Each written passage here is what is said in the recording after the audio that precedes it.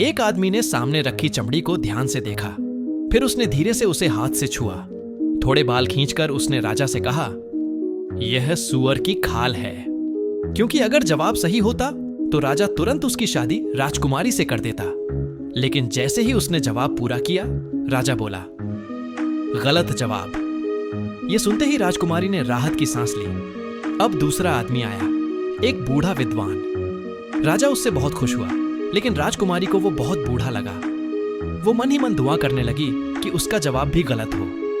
विद्वान ने चश्मा निकाला, चमड़ी को गौर से देखा और कहा, वेरस सिंगुलरिस सिल्वानो, मतलब सच्चा अनोखा वनवासी।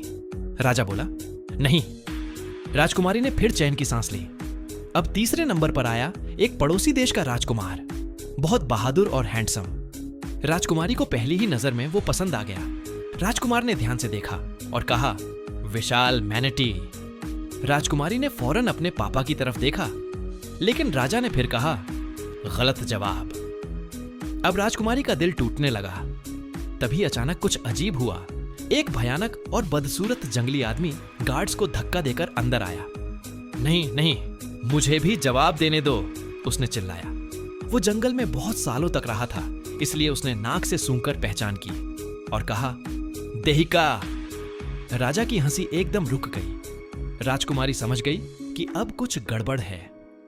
राजा का चेहरा सब कुछ बोल रहा था। वो डर के मारे भाग गई। जिस लड़की को पूरा राज्य प्यार करता था, उसे उस डरावने इंसान को कैसे दिया जा सकता था? राजा ने भागती हुई बेटी के पीछे दौड़ लगाई। माफ करना, मैंने कभी नहीं सोचा था कि कोई इसका सही जवाब देगा, राजा बोला। असल में उन्होंने ये शादी प्रतियोगिता इसलिए रखी थी क्योंकि उन्हें लगा कोई भी इसका जवाब नहीं दे पाएगा। लेकिन अब जब ऐसा हो ही गया तो शायद ये भगवान की मर्जी थी। राजा ने अपनी डरी हुई बेटी को समझाया। ऐसे ही मजेदार वीडियो देखने के लिए चैनल को सब्सक्राइब करें और पार्ट 2 देखने के लिए कमेंट करो।